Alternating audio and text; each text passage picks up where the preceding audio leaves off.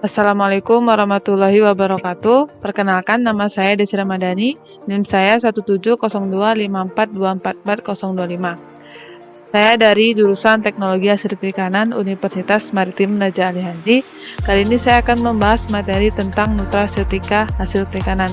Selamat menonton dan enjoy kawan-kawan.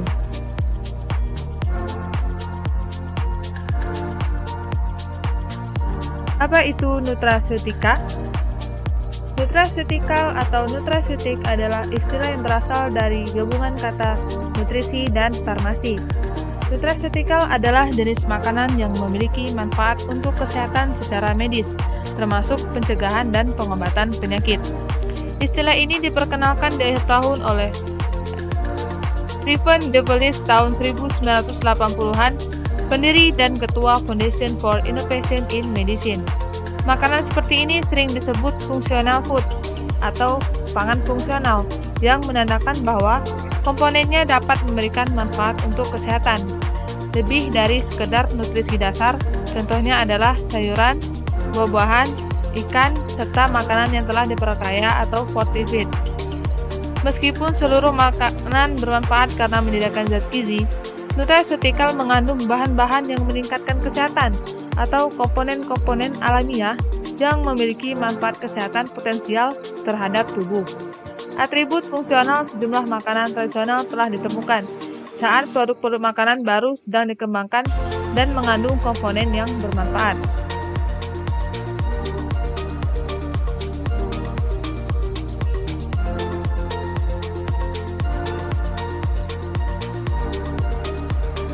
Apa itu pangan fungsional? Pangan fungsional yaitu pangan olahan yang mengandung satu atau lebih komponen fungsional yang berdasarkan kajian ilmiah yang mempunyai fungsi fisiologis tertentu, terbukti tidak membahayakan konsumen dan bermanfaat bagi kesehatan. Ketika pangan fungsional tersebut dapat membantu dalam pencegahan atau pengobatan suatu penyakit atau gangguan kesehatan, maka pangan tersebut disebut sebagai nutraceutika.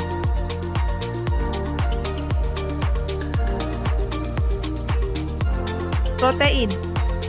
Banyak manusia mulai menyadari bahwa ada hubungan antara makanan dan kesehatan.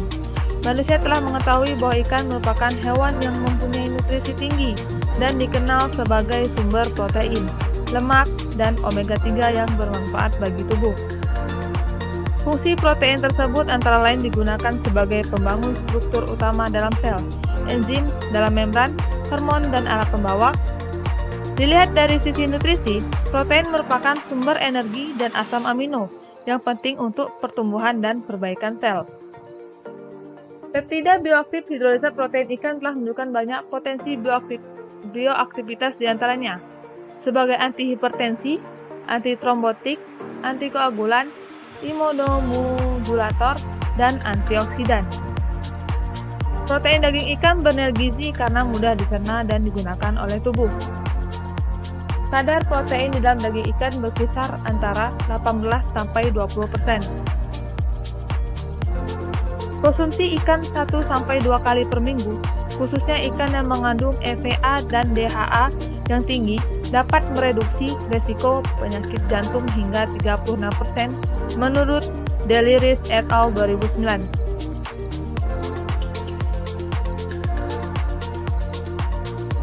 Vitamin. Ikan berlemak tinggi seperti sarden, tuna, salmon, herring, tawes, sepat, dan belut merupakan sumber vitamin A dan D yang baik. Kandungan vitamin pada ikan sangat bervariasi, tergantung pada kadar lemaknya.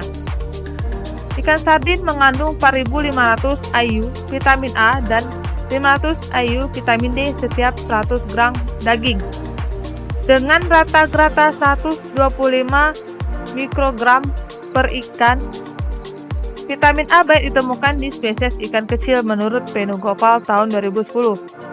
Kekurangan akan vitamin D berdampak pada osteoporosis, kelemahan jaringan, dan penurunan sistem kekebalan tubuh.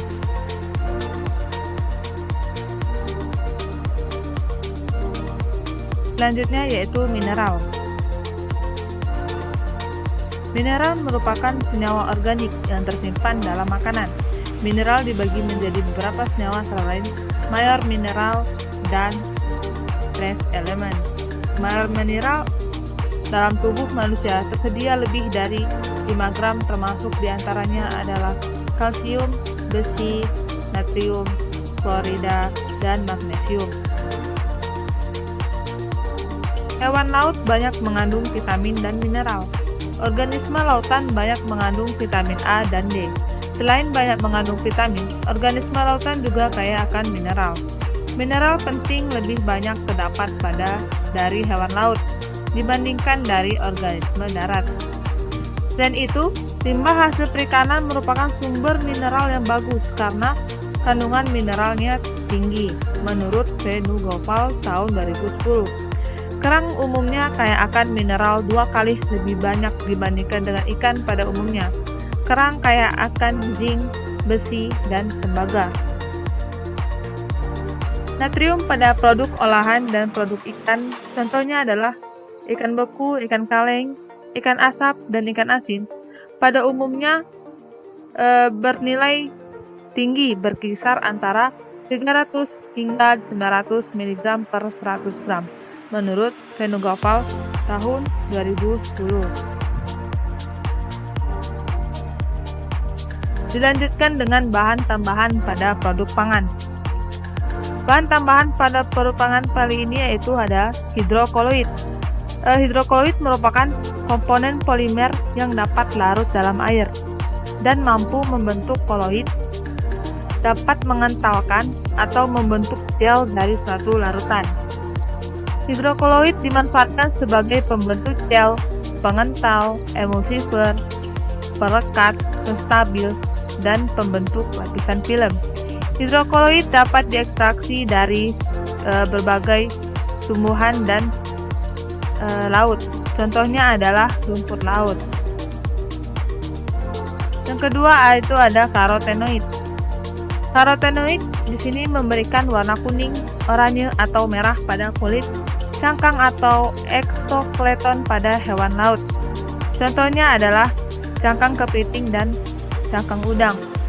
Warna kuning dari karotenoid terdapat juga dari berbagai jenis alga atau rumput laut.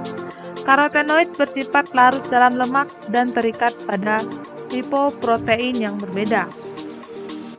Menurut Ngo et al. Tahun 2011, menambahkan bahwa karotenoid bermanfaat untuk kesehatan dalam mencegah penyakit pada manusia, antara lain penyakit jantung, penyakit kanker, dan penyakit kronis. Pangan fungsional. Berikut ada 2 contoh dari pangan fungsional yang saya ambil, yaitu yang pertama, ikan berlemak yang memiliki senyawa bioaktif berjenis asam lemak omega 3, DHA, dan FAA. Berfungsi sebagai menurunkan trigliserida dan risiko penyakit jantung koroner.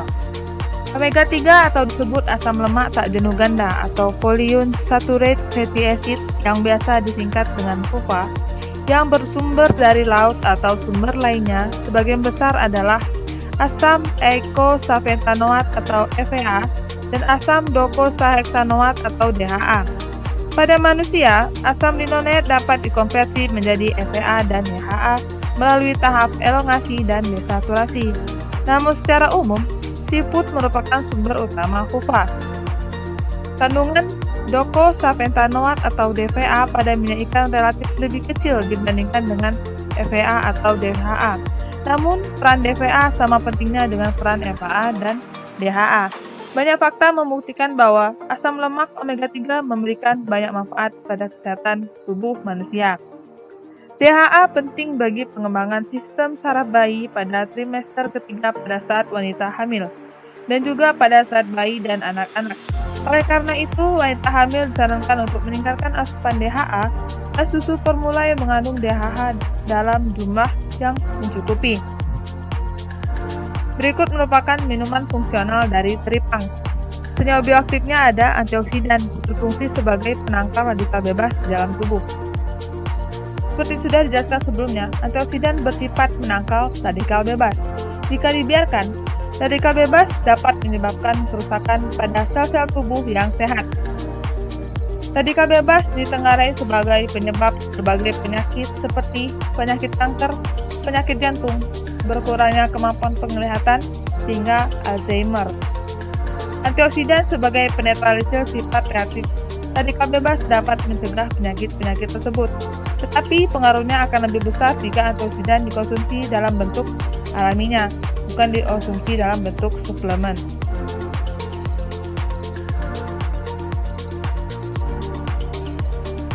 Baik, berikut penutup dari video saya kali ini. Terima kasih dan sampai jumpa.